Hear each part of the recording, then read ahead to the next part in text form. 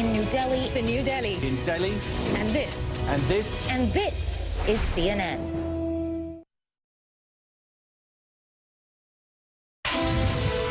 There's more breaking news we're following. Israel now saying that its air and ground forces as well, are currently attacking Gaza, escalating days of the worst fighting the country has seen since 2014. CNN's Hadass Gold is joining us from Jerusalem. Once again, Hadass, so what's the latest?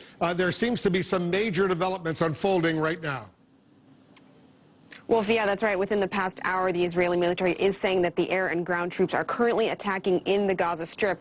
Now, the Israeli military spokespeople would not confirm to me whether this is that full-scale ground operation that Israel said it was preparing for. This could be some sort of smaller operation. This could be operations more along the border. But we understand that there is very heavy bombing currently of the Gaza border. The Israeli military is telling Israeli residents within 4 kilometers of Gaza to stay within their shelters until they're given further instructions.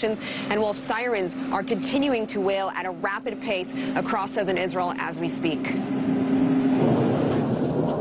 Tonight, as Hamas and the Israeli military wage battle in the skies over Israel and Gaza, tensions are escalating, with the Israeli government downplaying the prospect of an immediate ceasefire. Instead, putting 7,000 reserve troops on standby for a potential ground offensive. If we'll cease the fire right now, Hamas will gain this, or they will get to his goal and his objective of hitting Israel and not paying a price. We will attack the Hamas infrastructure. Back on the ground, an alarming level of rage spilling into the streets beyond Jerusalem. Mob violence spreading through mixed Arab and Jewish cities like Lod, Akko, and Bat Yam. I saw death. Death. Do you know what death is? People jumping at me with stones, throwing stones at me. Arab citizens attacking a man they think is Jewish. Jewish citizens attacking someone they believe is Arab. The communal violence reaching such a fevered pitch, Israeli Prime Minister Benjamin Netanyahu angrily warning rogue vigilantes to stop or face dire consequences. I do not care at all if your blood is boiling. It's boiling. It's not interesting. You cannot take the law into your own hands. You cannot come and take a simple Arab citizen and try to lynch him.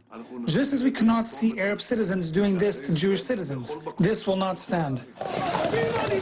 Police getting reinforcements on horseback in riot gear in cities like Lod to quell the unrest. As sirens ring constantly, a warning from above of incoming rocket fire. The Iron Dome stopping 90% of the more than 1,800 rockets fired into Israel thus far, according to the Israeli military.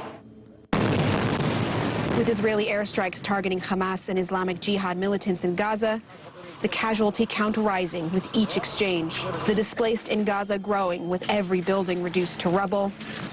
The threat in the skies so grave that many Western airlines have canceled flights to Tel Aviv. And on a new front, Hamas releasing a slick propaganda video launching what it says are suicide drones. Drones that Israeli forces say they have shot down.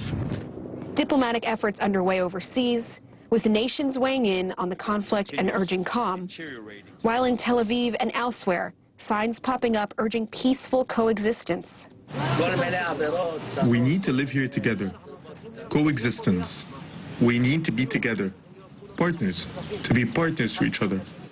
In the meantime, the barrage of rockets ongoing.